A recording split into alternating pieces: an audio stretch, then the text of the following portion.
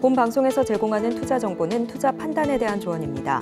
방송에서 제공하는 주식의 가치, 가격 상승 및 하락에 대해서는 방송사에서 보장하지 않습니다.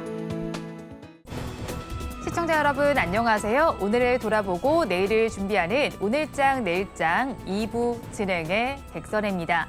장 마감까지 확실한 승부 전략과 내일장 주목할 섹터까지 제시해드리고 있습니다. 오늘도 저희 방송과 함께 하시면서 성공적인 투자 전략 가득 담아가시기 바랍니다. 본 방송에서 제공해드리는 정보는 투자 판단에 대한 조언일 뿐 해당 주식의 가치와 수익률을 보장하지는 않습니다. 아울러 서울경제TV와 서울경제신문은 당사의 브랜드입니다. 최근 당사를 사칭하는 피해 사례가 늘어나는 만큼 각별히 주의해 주시기 바랍니다. 또 저희 방송 유튜브를 통해서도 보실 수 있습니다. 유튜브 검색창에 서울경제TV라고 검색하시면 저희 방송과 함께 하실 수 있으니까요. 방송 중에 궁금한 종목들이나 또 방송에 대한 의견 있으시면 남겨주시기 바랍니다.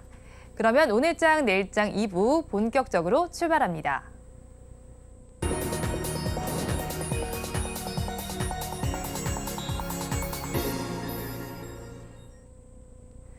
급락하는 종목에 대한 생존 전략을 모색해 보겠습니다. 종목 SOS 시간. 오늘은 신한투자증권 이호석 차장과 연결되어 있습니다. 차장님 안녕하세요. 네, 안녕하십니까. 이호석 차장입니다. 차장님 먼저 급락하는 종목들을 구조해 보기 전에 오늘 시장 상황부터 점검을 하겠습니다. 오늘 시장은 어떻게 보시나요? 네, 우선 전체적으로 보았을 때 하방에 대한 베팅이 늘어나면서 시장 자체가 좀 하락 전환했다라고 보는 것이 맞을 것 같습니다. 하방에 대한 베팅이라고 하니까 표현 자체가 조금 어려워 보이는데요. 일단 특별하게 대외 변수가 있는 상황이 아니거든요. 특별한 대외 변수가 부재한 상황임에도 불구하고 FOMC라든지 유가와 관련해서 시장이 이제 변동성 자체를 조금 회피하려는 성향을 가지고 있습니다. 변동성을 회피한다라고 말씀을 드리는 거는 변동성의 회피가 됨으로써 시장에 자금이 덜 돌게 되고요. 결국은 이것은 이제 하방을 베팅하는 것과 마찬가지 효과가 나온다라. 이 부분에 대해서 말씀을 좀 드리고 싶은 겁니다. 우선 이제 또 여기에 또 하방 베팅을 조금 더 강화하는 게 선물 시장이거든요. 선물 시장에서 하방 베팅 자체가 조금 더 폭이 늘어나고도 있고요. 외국인들도 이틀 연속해서 이제 순 매도가 나오고 있고 오늘 같은 경우에 미결제 약정 같은 경우에도 이제 증가하면서 하방 베팅 늘어나고 있다라는 것이 핵심이라고 할 수가 있습니다. 시장 전체만 보면 방어주 위주로 주가가 상승한다라고 좀 생각을 해볼 수 있을 것 같은데요. 이제 쉽게 말해서 이거죠. 이제 결국은 이제 시장이 나쁘다라고 보았을 때 들어갈 수 있는 종목들에 대한 것이 관심이 더 크다라고 생각하시면 될 것 같고요. 우선 이제 코스닥도 마찬가지예요. 이제 이틀 연속해서 기술주 약세가 나오고 있고 2차 전지 업종도 마찬가지로 좀 하락을 했죠. 그래서 이제 121선까지 접근해 있는 상황인데 결국에는 여기서 이제 얼마나 반등이 나오느냐도 조금 관심을 가져볼 만한 포인트다라는 점까지 같이 말씀드리겠습니다. 시장에 이제 오늘 핫했던 테마도 같이 한번 체크를 해볼 건데요. 이제 국내에서 이제 중입제 치료라는 것이 있습니다. 중입제 치료를 받은 전립선암 환자가 이제 치료 결과가 암이 제거되었다라는 것이 확인된 소식이 나왔거든요. 이게 또 핵융합 에너지 관련 테마로 저희가 좀 엮긴 하는데 이 많은 분들께서 굉장히 좀 생소하실 거예요. 생소하실 거긴 한데 이런 테마도 이제 있다 정도 생각해 주시면 될 것 같고요.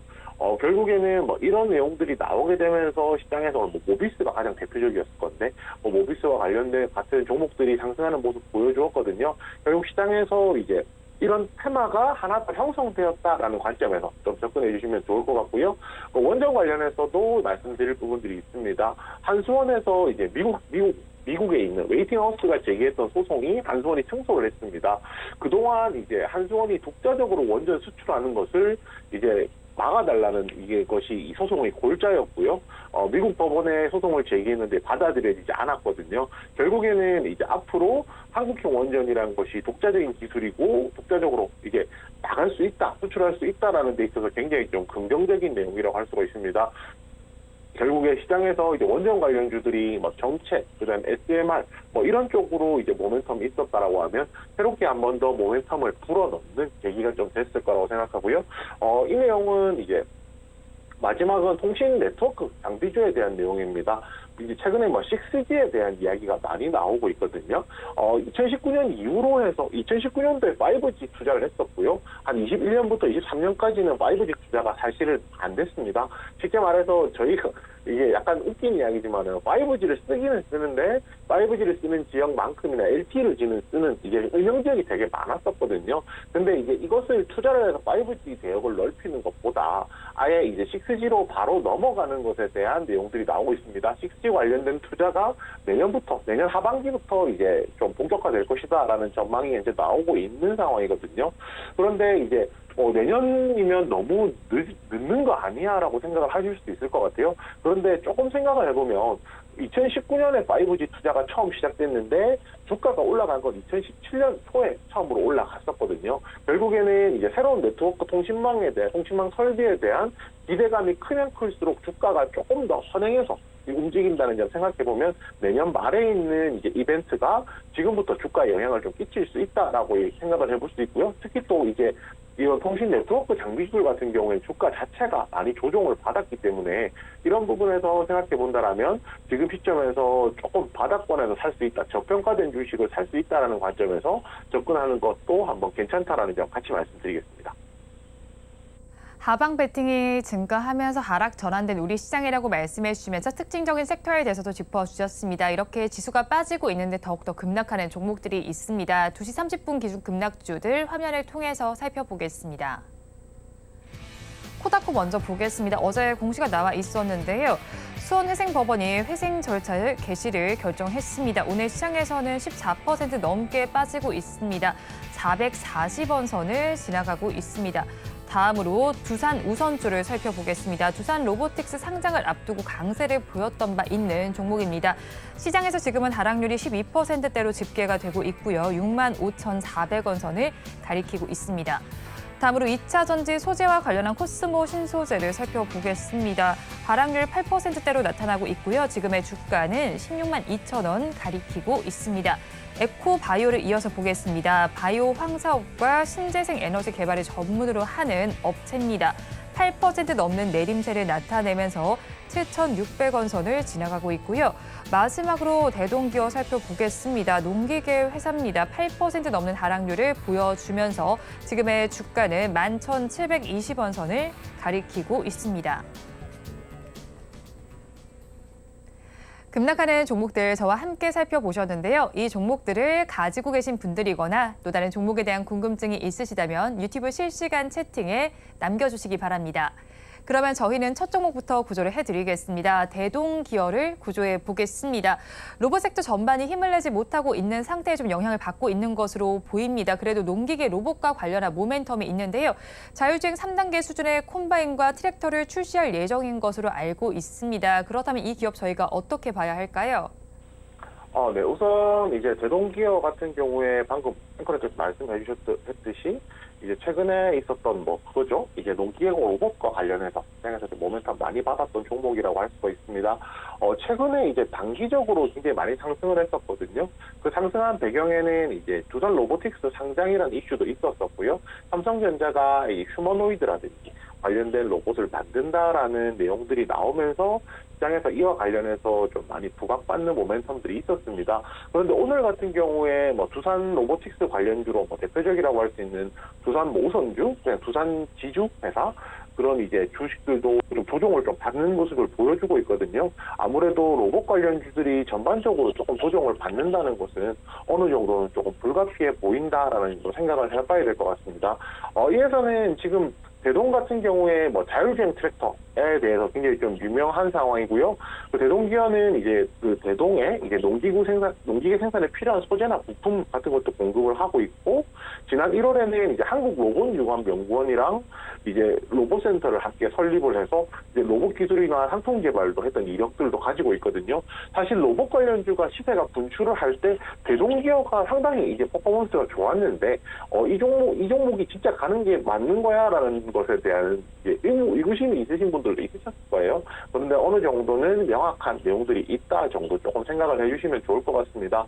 우선 이제 제가 아까도 말씀드렸지만은 두산 로보틱스 IPO가 이제 생각보다 일정까지 잡힌 상황이죠. 그래서 이 생각보다 이 모멘텀이 언제까지 갈 것이야라고 좀 많이들 고민을 하실 건데, 우선 이제 이런 모멘텀 같은 경우에는요, 상장 직전까지는 유효하다라고 말씀을 드릴 수가 있겠습니다. 특히 뭐 대동기업 같은 경우에는 직접적으로 연관이 있지도 않다라는 점 생각해 보면 그 외의 다른 로봇 모멘텀에도 움직일 수 있다는 점까지도 생각을 볼 필요가 있거든요.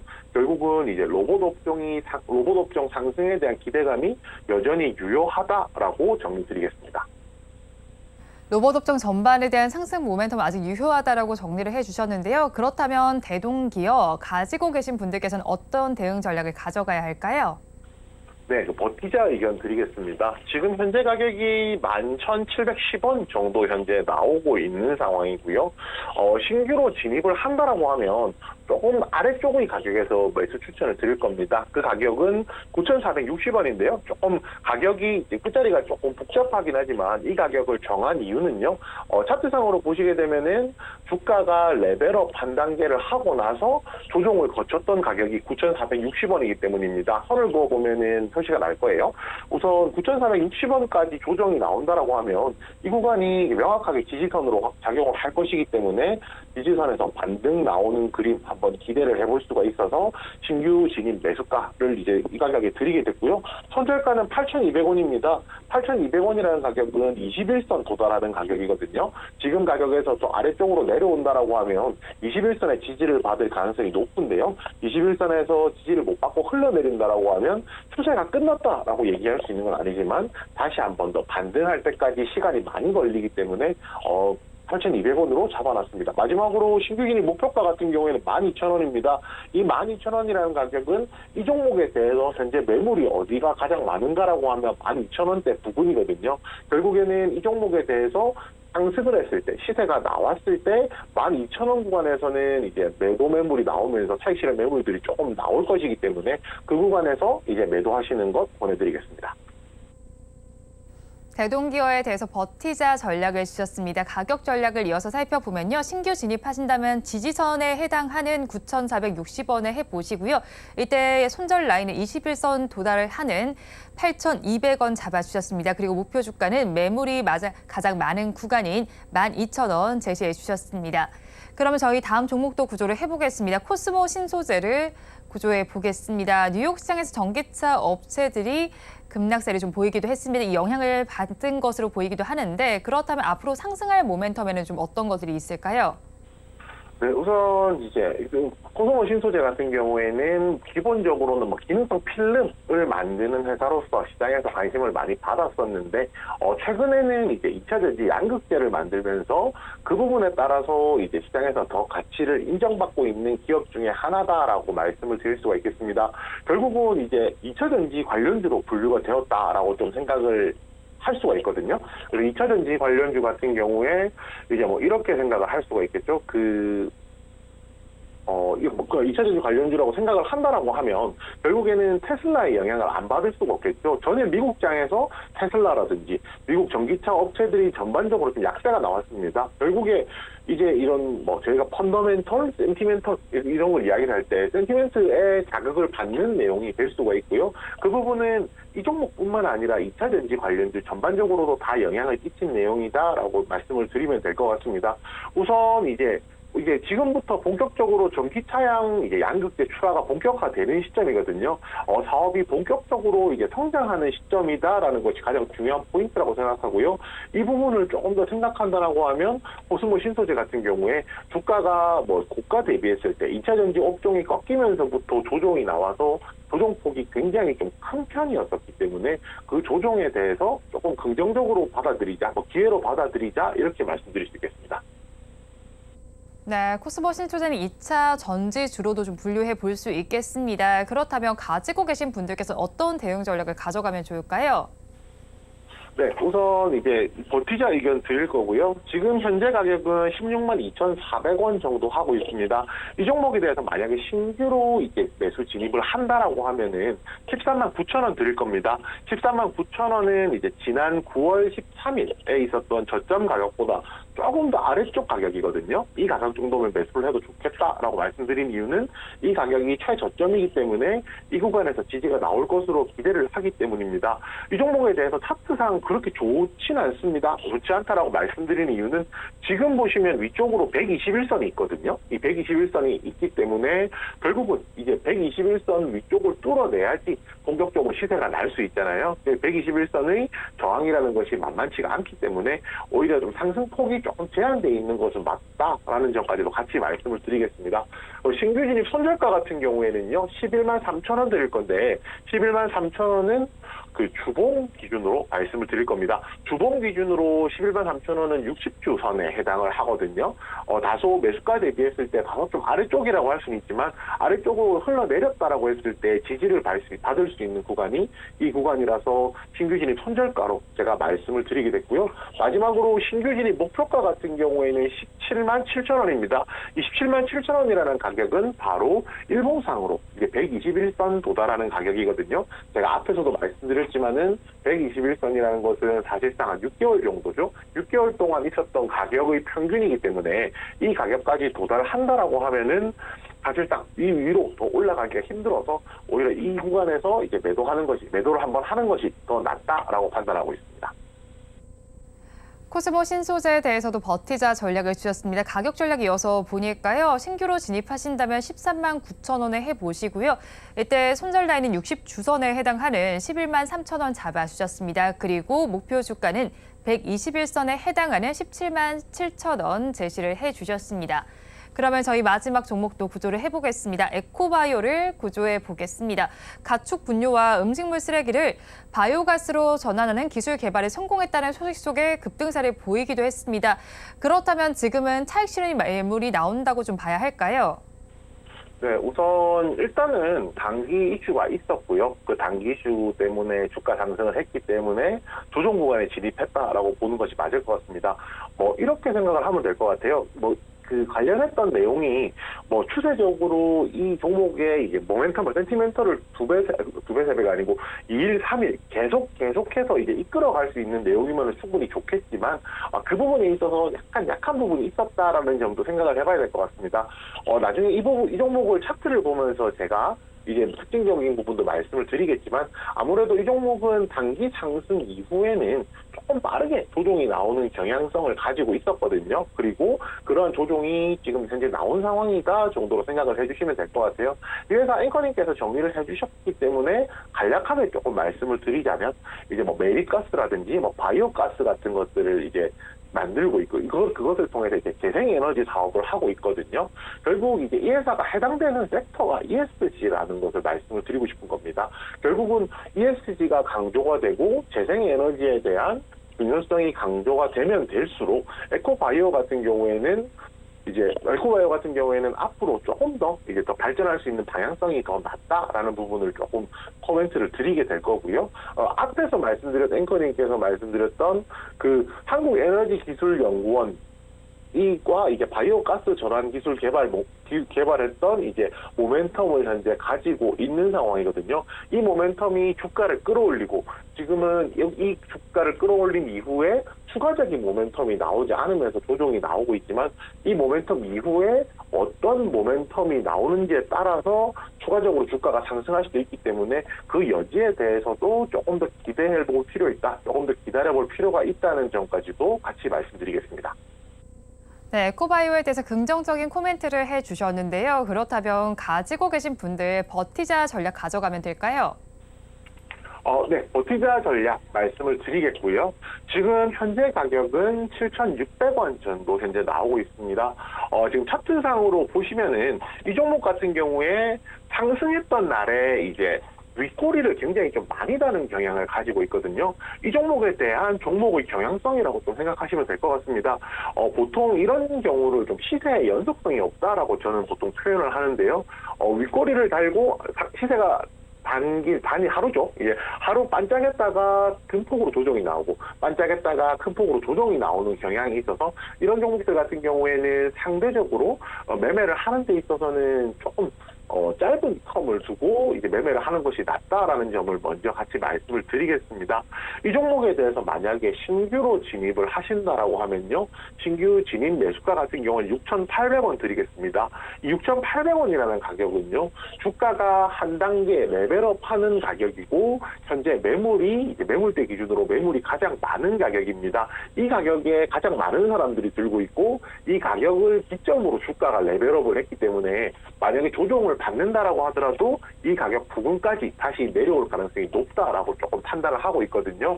그렇기 때문에 이제 6,800원을 기준으로 해서 이제 이 종목에 대해서는 신규 진입 접근이 가능할 것이라고 생각을 하고요. 그리고 이제 이 부분도 같이 말씀드리겠습니다. 손절가 같은 경우는 5,600원을 드릴 건데요. 만약에 제가 지금 말씀드렸던 6,800원 아래쪽으로 만약에 내려온다라고 하면 4,800원에서 지지를 받지 못하고 아래쪽으로 만약에 더 이제 흘러내린다라고 했을 경우에는 그 밑으로 이제 121선, 61선이 기다리고 있습니다. 이 가격 부분이 5,600원 정도 현재 나오고 있거든요. 결국은 이동평균선이 이제 많이 있다라는 거는 이 구간에서 반등이 나올 가능성이 높다라는 겁니다. 이 지지를 받을 거니까요. 근데 만약에 이 가격 아래쪽으로 흘러내린다라고 하면은 당연히 이제 강력한 지지선일수록 다시 반등할 때는 강력한 저항선이 될 것이기 때문에 다시 반등해서 이제 수익을 낼 때까지 시간이 많이 걸릴 것이라서 5,600원 가격 이제 제안을 드렸고요. 마지막으로 이제 신규 진입 목표가는 8,300원입니다. 이 8,300원이라는 가격은요. 지금 만약에 상승을 했을 경우에 아까 제가 말씀드렸던 매수가 6,800원 위쪽으로 있는 가장 매물이 많은 가격입니다. 그리고 레벨업을 주가가 한 단계 레벨업을 하고 난 이후에 횡보하는 가격대에 포함이 되는 가격이거든요. 결국에 주가가 한 단계 레벨업을 하고 8,300원 부근에서 이제 매물대가 형성이 되어 있는 상황이기 때문에 만약에 시세가 나온다라고 하면 8,300원 부근에서는 매도가 조금 더 가파르게 나올 것이고요. 그렇다라고 하면 조금 어느 정도는 차익 실현을 해놓는 이제 신규 목표가 삼는 전략이 좀 필요할 것입니다. 그 마지막으로 다시 한 번 더 말씀드리지만 이 종목에 대해서는 제가 앞서서 말씀드렸듯이 단기간의 시세 변동은 있겠지만은 시세의 이제 연속성이 조금 없는 종목이라고 말씀을 드렸잖아요. 만약에 에코바이오 관련해서 좋은 모멘텀이 나오고 그 모멘텀과 관련해서 이제 주가의 시세가 조금 가파르게 움직인다라고 하면 이 종목에 대해서는 매매를 하고 접근하시는 것도 충분히 가능하면은 시세를 조금 더 오버나이트라고 하죠. 저희가 매수 이후에 그 다음 날까지 더 가져가는 전략보다는 가능하면은 단기간에 방망이를 조금 더 짧게 잡고 운용을 하신다라고 하면 이 종목 대응하시는데 크게 도움이 되지 않을까 그렇게 생각합니다. 에코바이오에 대해서도 버티자 전략을 주셨습니다. 가격 전략 이어서 보면요. 신규 진입을 하신다면 주가가 한 단계 레벨업하는 구간인 6,800원에 해보시고요. 이때 손절 라인은 121선 정도에 해당하는 5,600원 잡아주셨습니다. 그리고 목표 주가는 매물대가 형성되어 있는 8,300원 제시해 주셨습니다. 지금까지 신한투자증권 이호석 차장과 함께했습니다. 오늘 연결도 고맙습니다. 네, 감사합니다.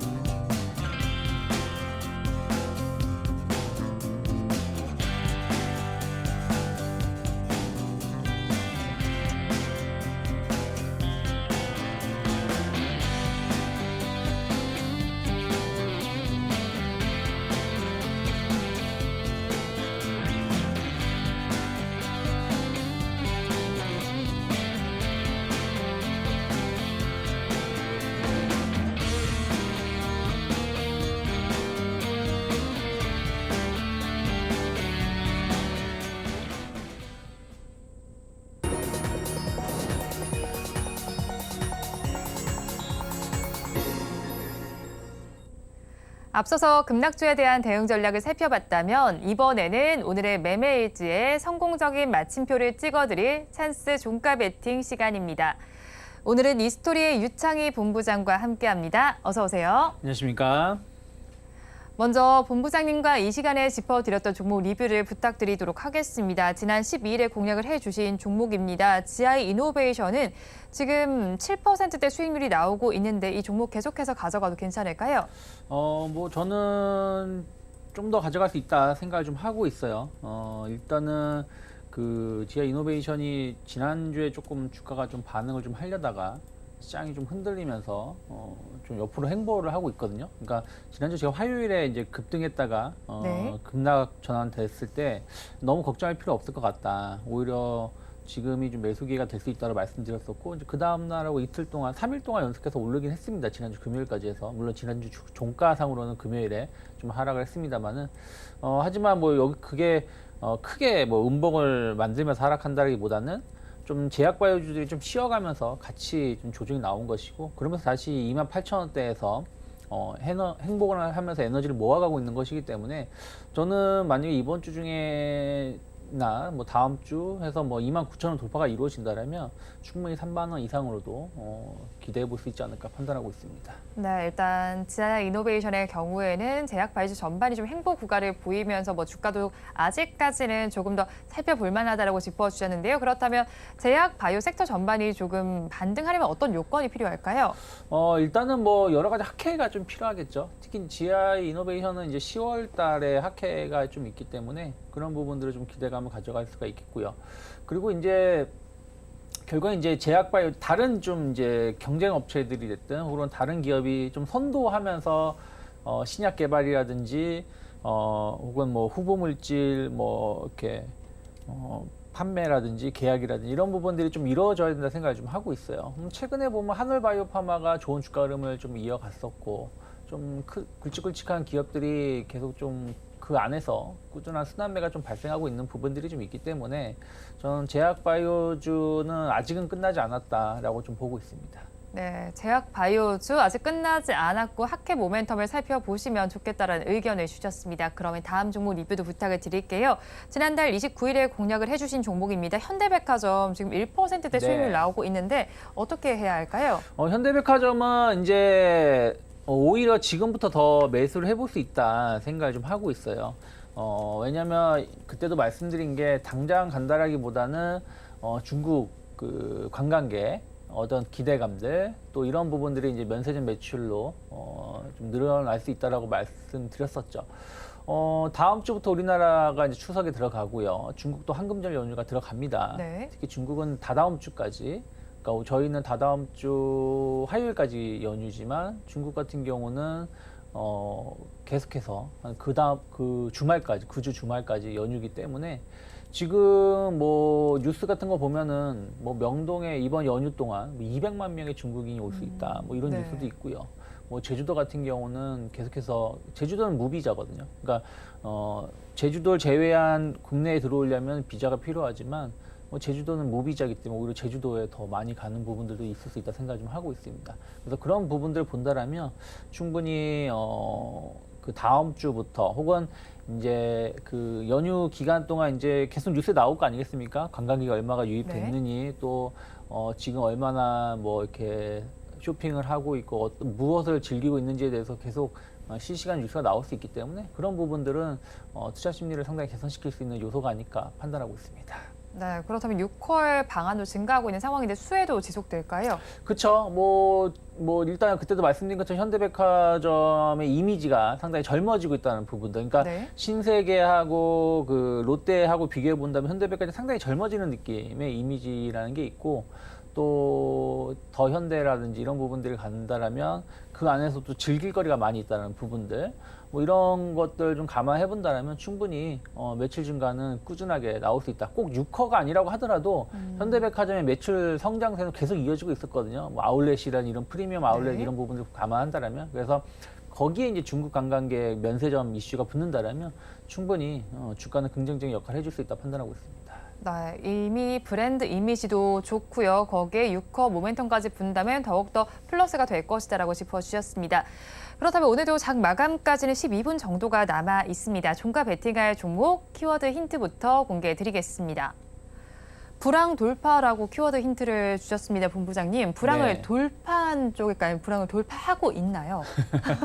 지금 불황을 이 회사는 뭐 그렇게 뭐 불황이 별로 없었습니다만은 네. 어쨌든 업황 자체가 좀 안 좋았기 때문에 업황이 이제 바닥권에 있다는 부분들을 좀 네. 주목해 보시면 좋지 않을까 판단하고 있습니다. 업황이 바닥권에 있다라고 하니까 뭐 가장 먼저 떠오르는 건 반도체고요. 사실 네. 뭐 조선도 이제 바닥 지나고 뭐 슈퍼사이클에 뭐 진입한다 이런 이야기 네. 나오고 있는데 어디 쪽에 좀 더 무게를 실어봐야 할까요? 저는 반도체 쪽 좀 주목해 볼 필요 있지 않을까 판단하고 있습니다. 그럼 반도체 쪽에 지금 뭐 바닥을 다지는 구간이다 이런 이야기도 많이 나오고 있는데 사실 또 최근에 TSMC 발 이슈가 또 네. 나와 있는 만큼 반도체주에 대한 시각을 좀 저희가 어떻게 잡아가야 될지 굉장히 궁금하거든요.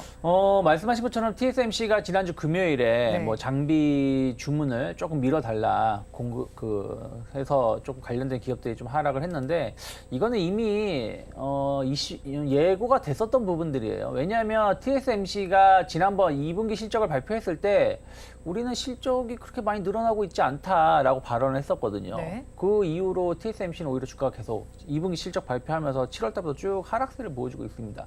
그래서 이번에도 로이터 통신에서 그런 내용이 나왔고 TSMC는 뭐 여기에 대해서 뭐 이런 어떤 발언을 하지 않았어요. 기다 아니다라는 발언을 하지 않았는데 저는 그 부분은 우리나라하고 연관성이 좀 제한적일 수 있다. 왜 그러냐면 우리나라는 D램이라든지 낸드라든지 HBM 반도체를 많이 상생을 하고 있고요. 네. TSMC는 파운드리 쪽이죠. 그러니까 아무래도 좀 역할이 좀 다르다 생각을 좀 하고 있고요. 또 하나는 이제 이건 뭐 저만의 생각입니다만은 지난주 목요일에 ARM이 상장을 했지 않습니까? 네. 그러면 ARM이 시가총액이 엄청 큰 회사예요. 그러면은 이제 각종 이제 펀드라든지 ETF라든지 이런 부분들이 자금이 들어가야 되거든요. ARM 쪽으로 해가지고. 네. 그러면은 신규 자금이 들어오는 게 아니기 때문에 기존의 종목을 매도를 하고 그 ARM을 주식을 편입을 해야 되잖아요. 그럼 포트폴리오 변경 차원에서 지난주 금요일이 미국의 선물로서 동시 만기일이었기 때문에 딱 그때 빅테크를 매도를 하기 좀 좋은 타이밍이었는데 좀 TSMC에 조금 이런 뉴스가 나오면서 관련된 기업이 조금 더 많이 하락한 것이 아닌가 판단하고 있습니다. 이게 정말로 악재였다라면 물론 앞으로 좀 더 봐야 되겠습니다만은 네. 어저께도 많이 하락했어야 되거든요. 근데 어저께는 많은 기업들이 뭐 오히려 조금씩이나마 반등을 줬다는 걸 본다라면 일단 TSMC 영향은 조금 계속 체크는 해봐야 되겠지만 좀 제한적일 수가 있고 또 우리나라 기업하고 연관성은 조금은 낮을 수 있지 않을까 판단하고 있습니다. 네, 일단은 우리나라와의 이 악영향 그다지 크지 않을 수도 있을 것으로 보입니다. 그렇다면 저희 뭐 반도체 대형주 단에서 좀 살펴봐야 할까요? 뭐 대형주 뭐 삼성전자 네. 하이닉스 두 개밖에 없기 때문에 물론 이제 뭐 나머지 뭐 한미 반도체라든지 뭐 이오테크닉스 등도 있습니다만은 저는 그것보다 조금 낮은 중소형 반도체 장비주를 좀 관심 있게 보고 있습니다. 반도체 장비주 쪽을 좀 살펴봐야겠는데 네. 반도체 장비주는 이제 반도체 업황 자체가 좀 좋아져야 앞으로 더 좋아질 수 있는 거잖아요. 네. 또 다른 모멘텀들이 있을까요? 뭐 결국엔 삼성전자가 투자를 좀 계속 하고 있다는 부분들, 네. 또 하이닉스도 HBM 쪽으로 투자를 많이 하고 있기 때문에 그런 부분들을 좀 주목해 보시면 좋지 않을까 판단하고 있습니다. 장비주 안에서도 뭐 전공정 업체도 후공정 업체들도 있을 것 같아요. 네. 어디 쪽을 좀 더 저희가 중점적으로 봐야 할까요? 뭐 지금은 이제 후공정이 강한 건 사실이고요. 네. 근데 후공정에서 약간 전공정으로 좀 변화가 되는 부분들 좀 있기 때문에 어느 한쪽이 뭐 딱 그 뭐랄까 집중해서 어느 한쪽에 치우쳐서 보시기보다는 네. 조금 이제 기업별로 왜냐면 지금 반도체가 다 좋다라고 볼 수는 없는 거거든요. 그러니까 최근에도 보면 이스페타시스, 한미반도체, ISC 뭐 이런 기업들이 지난 상반기에 많이 올라왔지만 또 반대로 최근에는 이스페타시스, 뭐 ISC 이런 기업들 조정이 많이 나왔기 때문에 좀 종목별로 접근을 하는 게 맞지 않을까 판단하고 있습니다. 그럼 저희는 어떤 종목 오늘 봐야 할까요? 오늘 저는 테스라는 회사를 좀 가지고 나왔어요. 이 회사가 약간 이제 장비 관련된 기업이라고 보시면 될 것 네. 같아요. 뭐 AI라든지 HBM, 그 파운드리 반도체 관련해서 이 회사는 약간 삼성향 매출이 좀 높은 기업이었습니다. 그러니까 그동안 반도체 관련된 기업들을 보신다라면 하이닉스 향 매출 비중이 높은 기업들 혹은 네. 엔비디 향 매출 비중이 좀 있는 기업들이 주가가 좋았었죠. 네. 왜냐하면 그쪽이 뭐 HBM은 지금 하이닉스가 거의 뭐 완전히 시장을 장악하고 있고 뭐 그래픽 칩은 뭐 엔비디아가 장악을 하고 있으니까요. 네. 삼성 관련된 기업들은 그렇게 힘을 좀 못 내고 있었는데 최근에 보면 하얀 삼성이 이제 4분기서부터 4분기 후반 정도 될 것 같은데 HBM3 관련해서 이제 양산 체계가 들어갈 것이고 또 지금 엔비디아라든지 이런 기업들하고 협업을 준비를 하고 있다라고 발표하지 않았습니까? 그러면 이제 삼성전자 향 관련된 기업들의 조금 주목을 받을 수 있지 않을까 판단을 좀 하고 있습니다. 그래서 삼성전자 파운드리라든지 낸드, HBM 증설 관련해서 테스가 충분히 수혜를 입을 수 있다 생각하고 있고 PCVD 관련해서 증착 장비 관련해서 국내 유일한 기업이라 보시면 될 것 같아요. 그래서 이쪽 관련해서 어떤 진입 장벽이 있기 때문에 뭐 쉽게 다른 기업이 진출하기는 어려울 것 같다. 좀 판단을 좀 하고 있고요. 이런 HBM 관련된 기업 중에서 테스가 유일하게 못 갔어요. 한미반도체도 이러한 네. 장비 기대감으로 한 4배 가까이 주가가 올라왔는데 뭐 테스는 전혀 오른 게 없습니다. 3월 달에 한번 올라오고 나서 옆으로 쭉 행보를 해왔다라는 것이죠. 그러면 최근에 시장이 안 좋았을 때 반도체 종목들이 하락했을 때 테스는 오히려 주가가 상승세를 보여주고 있었기 때문에 좀 시장이 좀 안정화를 띠거나 좀 좋은 흐름을 좀 보여준다라면 충분히 주도주 역할을 좀 해줄 수 있지 않을까 판단을 좀 하고 있습니다. 특히 이 회사는 부채 비율이 거의 없어요. 네. 부채 비율이 뭐 7%인가 하여튼 10% 미만으로 제가 알고 있고요. 그리고 뭐 그 현금성 자산도 지금 700억 이상 확보하고 있는 걸 알고 있습니다. 그래서 탄탄한 재무 구조를 가지고 있다는 부분들 본다라면 저는 실적도 계속해서 최근에 좀 좋아지고 있는 부분들이 좀 있기 때문에 2만 원이 크게 이탈하지 않는다라면 네. 저는 한 3만 원 정도까지의 목표가는 충분히 기대해 볼 수 있는 위치가 아닐까 판단을 좀 하고 있습니다. 네, 지금 가격 전략까지 함께 좀 살펴주셨는데요. 그러면 기간은 저희가 어느 정도로 두고 가져가면 좋을까요? 저는 만약에 좀 시장이 좀 안정세를 띈다라면 10월 초까지는, 그러니까 10월 중순 정도가 되겠죠. 네. 10월 초는 이제 연휴가 좀 있다 보니까 10월 중순까지는 종합주가 지수가 최소한 2,650. 네. 정말 좋게 나온다라면 2,700 언저리까지도 상승할 수 있지 않을까 판단을 좀 하고 있어요. 그리고 이제 그때 주도주가 반도체가 될 수 있지 않을까라고 조심스럽게 좀 평가를 좀 하고 있습니다. 네. 왜 그러냐면 반도체 갈 때가 한번 됐거든요. 그동안 이제 AI, 로봇, 뭐 바이오 뭐 이런 부분들은 좀 많이 오른 감이 있어서 시장을 좀 이끌기가 조금 부담스러울 수가 있거든요. 근데 반도체라든지 자동차라든지 약간 굵직굵직한 섹터가 그동안 좀 못 갔기 때문에 이들 섹터가 올라가면서 시장을 좀 이끌 수 있지 않을까 좀 판단을 좀 하고 있습니다. 그래서 만약에 제가 예상하는 것처럼 시장이 좀 강하게 한번 상승이 나와준다면 뭐 10월 달까지 한 달 정도에도 목표가 언저리까지 올라올 수 있지 않을까 판단하고 있습니다. 네, 오늘 종가 베팅할 종목 테스 짚어드렸습니다. 그러면 저희를 마감 동시효과 구간 우리 시장은 어떤 양상을 보이고 있는지 살펴보도록 하겠습니다. 우리 양재시장 장 초반에 아주 잠깐 빨간불이 켜긴 했는데 이후부터 계속해서 흘러내리고 있습니다. 코스피 시장 0.6% 약세를 보이면서 2,559선의 마감이 예상되고요. 코스닥 시장은 0.73% 내림세가 나타납니다. 884선의 종가를 쓸 것으로 예상되고 있습니다. 이어서 수급 상황 살펴보겠습니다. 코스피 시장에서는 외국인과 기관이 동반으로 매물을 출회하고 있는데요. 기관의 매도 규모가 더 큽니다. 3,489억 원을 덜어내고 있고요. 반면에 개인 투자자들 3천억 원 넘게 사고 있습니다. 이어서 코스닥 시장 살펴보겠습니다. 코스닥 시장에서도 같은 수급 양상이 관찰됩니다. 여기서는 외국인의 매도 규모가 더 큽니다. 1,000억 원 넘게 팔고 있고요. 반면에 개인 투자자들만 1,700억 원 넘게 사고 있습니다. 오늘 시장 상황에 대해서 본부장님은 어떻게 보셨을까요? 좀 많이 안타깝죠. 그러니까 외국인이 어제도 10,000계약이 넘는 선물 매도가 나왔고요. 오늘도 12,000계약 가까이 지금 선물 매도가 좀 진행이 되고 있습니다. 그러면서 이제 시장을 좀 누르고 있죠. 그래서 지난주 목요일, 금요일 이틀 올렸던 부분들을 어제, 오늘 거의 대부분 좀 반납을 하는 모습이라고 좀 보고 있어요. 이제 대신에 이제 개인 투자자가 그 물량을 좀 받아가는 부분들이고요. 다만 그래도 좀 저는 시장을 좀 긍정적으로 볼 수 있는 부분들은 금융 투자자가 지난 금요일하고 목요일로 이틀 동안 거의 2조 가까운 주식을 순매수를 보여줬었거든요. 네. 그 선물은 한 10,000계약 정도 매도를 해지 차원에서의 매도가 나왔는데 어제 오늘 주식 매도가 한 3천억이 조금 3천억 정도 매도가 나온 걸로 제가 계산이 되고 있어요. 어제 2,600억, 오늘 2,600억이기 때문에 한 3,300억 정도 매도고 선물도 한 7천 계약 정도 매수입니다. 그러면은 이틀 동안 선물 만 계약, 11,000계약 매수한 게 오늘 7천 계약 매수로 거의 뭐 마무리가 됐고 오히려 주식만 한 1조 5천억 이상 가지고 있다는 것이죠. 그러니까 매수를 계속 들고 있다는 얘기예요. 그러면 향후 시장에 대해서 부정적으로 보고 있지 않다는 거거든요. 네. 그러니까 선물을 매수하면서 주식을 대거 매도했다라면 모르겠지만 주식만 지금 들고 있다는 부분들에 대해서는 긍정적으로 평가하고 있고 외국인들도 이틀 동안 한 2만 계약이 넘는 매도가 나왔지만 또 반대로 해석하면 시장이 조금만 좋아진다면 정말 한 끗 차이 아니겠습니까? 네. 지난주 목요일, 그러니까 금요일 우리나라 마감했을 때나 미국장 마감했을 때 한 끗 차이 TSMC 하나 그거 말고는 없었거든요. 네. 그래서 이게 만약에 FOMC에서 조금 긍정적인 어떤 해석을 보여주면서 증시가 반응을 한다면 또 언제든지 2만 계약, 3만 계약은 외국인이 선물 매수가 들어올 수 있다는 얘기거든요.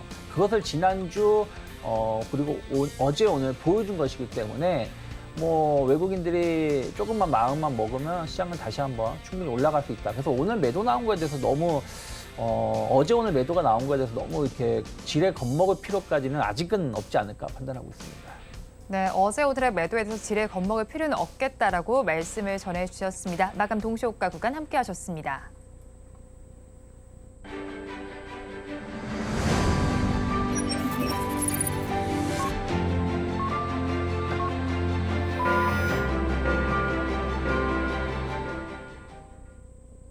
오늘 우리 시장 전강 후 약의 장세를 펼쳤습니다. 굉장히 아쉽게 마감이 됐습니다. 좀 조정 구간을 거치고 있는 우리 증시인데요. 그렇다면 이런 증시 상황 어떻게 타개해 나가면 좋을지 오늘장, 내일장 전문가님들께 질문을 드려봤습니다. 화면을 통해서 확인해 보시죠. 우리 증시 조정이 장기화되고 있습니다. 이 가운데 수익 전략 어떻게 잡아가야 할지 질문을 드려봤습니다. 먼저 골드스타의 황태규 대표님께서는 개별주 장세에 익숙해져야 한다라고 말씀을 전해주셨고요. 다음으로 미중산업경제연구소의 조용찬 소장님께서는 FOMC와 중추절에 따라서 현금 비중을 확보해 보자고 전해주셨습니다. 마지막으로 신한투자증권의 이호석 차장님께서는 낙폭 과대 업종 위주의 접근 전략이 필요하다라고 전해주셨는데요. 이에 대해서 본부장님 의견 어떠실까요? 네, 뭐 FOMC 우려하고 기대가 좀 있죠. 그러니까 동결은 100%인데 약간 매파적인 동결이냐. 네. 그러니까 금리를 앞으로 더 올릴 수 있다라고 엄포를 놓으면서 동결을 할 것이냐. 뭐 그냥 좀 더 지켜볼 필요 있다 하면서 동결할 거냐. 그러니까 약간 비둘기적인 동결이냐. 근데 제가 보기엔 매파적인 동결이라고 다들 예상하고 있을 것 같아요. 동결은 네. 하되 고금리는 좀 오래 유지할 것처럼. 하지만 시장은 그런 거에 대해서 크게 휘둘리진 않을 것 같습니다. 물론 이번에 점도표가 얼마나 이제 높게 찍힐 수 있을지 여부가 중요하다 생각을 좀 하고 있는데, 일단은 제가 봤을 때는 전체적으로 봤을 때 FOMC에 대해서는 무난한 FOMC가 될 가능성이 높다 생각을 좀 하고 있어요.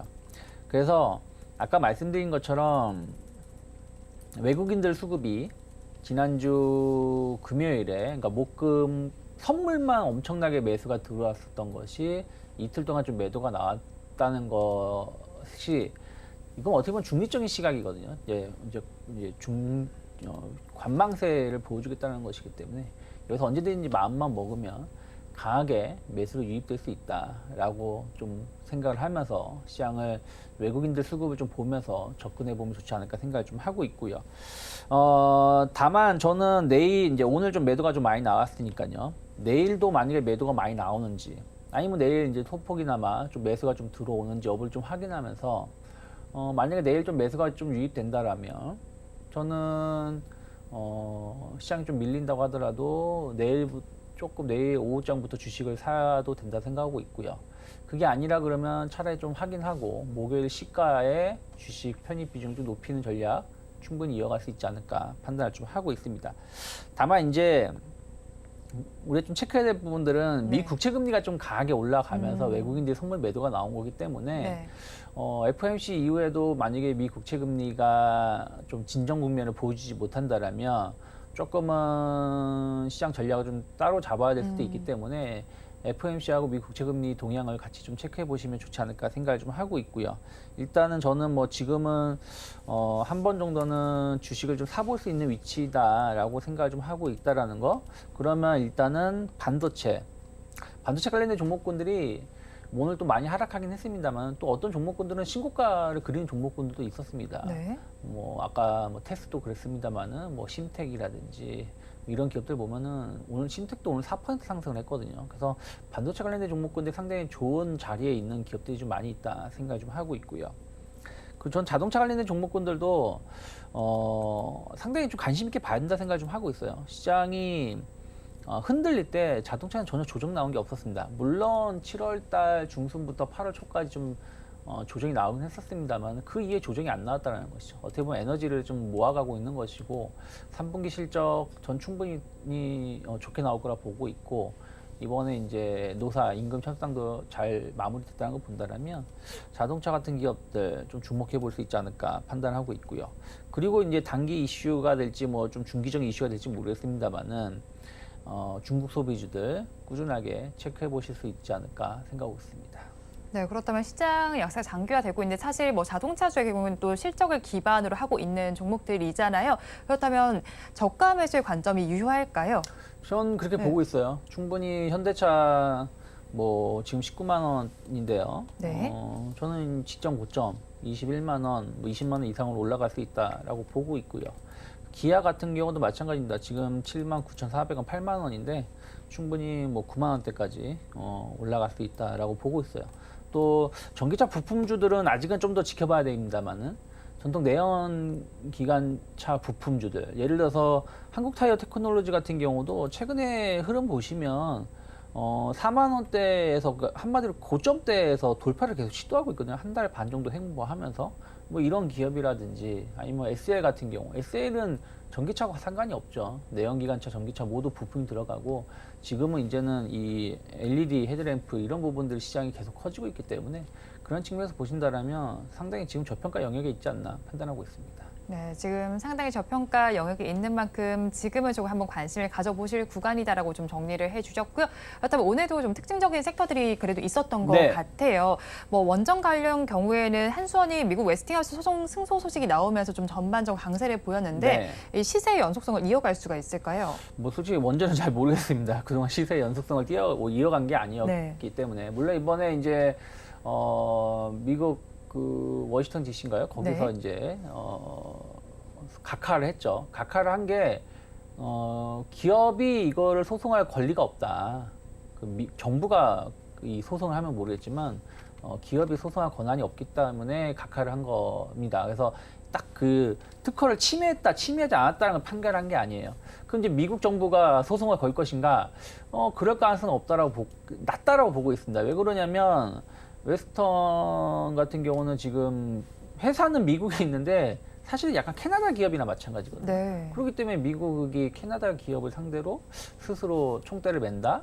굳이 우리나라하고 척을 지면서 그럴 가능성은 전 적지 않을까 판단하고 있습니다. 하지만 이것 때문에 실적이 막 빵빵빵 늘어난다라고 보기도 좀 힘든 부분들이죠. 네. 어차피 경쟁은 계속 해야 되는 거니까. 그래서 주가 연속성이 얼마 뛸지는 봐야 된다 생각하고 있고요. 다만 이제 통신 장비주들, 최근에 통신 장비주들이 좋은 흐름을 계속 이어가고 있었어요. 네. 오늘만 올라온 건 아니었습니다. 그러면 오늘 좀 많이 오른 것은 좀 부담스러울 수 있겠습니다만은 약간의 눌림목을 준다라든가 기간 조정을 잘 준다라면 충분히 저는 통신 장비주들에 대해서 관심은 좀 더 이어질 수 있지 않을까 판단하고 있습니다. 네, 일단 통신 장비주들 최근에 좀 오름세가 보이긴 했지만 어느 정도 눌림목이 나온다면 한번 관심을 가져보시면 좋겠다는 의견까지 주셨습니다. 지금까지 이스토리의 유창희 본부장과 함께했습니다. 오늘 말씀도 고맙습니다. 고맙습니다. 오늘장, 내일장 2부에서 전해드린 내용도 정리해서 보여드리겠습니다. 화면으로 확인해 보시죠. 오늘장, 내일장 2부의 핵심입니다. 오늘 종목 SOS 코너에서는 대동기어와 코스모 신소재, 에코바이오를 구조해 드렸습니다. 모두 버티자 의견을 주셨고요. 그중에서 코스모 신소재는 전기차 출하가 본격화되면서 조정 시에 매수를 해보자라고 전달을 해주셨습니다. 그리고 오늘 종가 베팅할 종목은 반도체 장비주에서 가지고 오셨는데요. 그중에서 테스를 가지고 오셨습니다. 삼성전자의 증설 효과가 기대되는 만큼 관심을 가져보시기 바랍니다. 그리고 시장 상황이 굉장히 어렵습니다. 이런 시장 상황 속에서도 내일의 승부수 짚어주셨는데요. 자동차와 반도체 그리고 중국 소비주 짚어주셨으니까 투자 의견에 참고를 해보시기 바랍니다.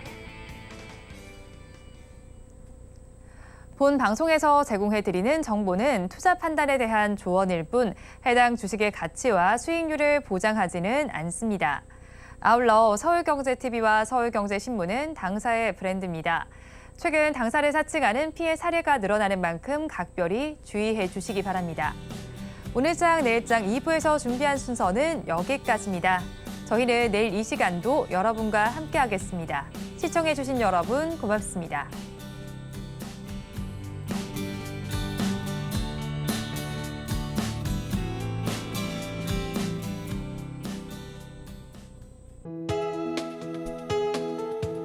본 방송에서 제공하는 투자 정보는 투자 판단에 대한 조언입니다. 방송에서 제공하는 주식의 가치, 가격 상승 및 하락에 대해서는 방송사에서 보장하지 않습니다.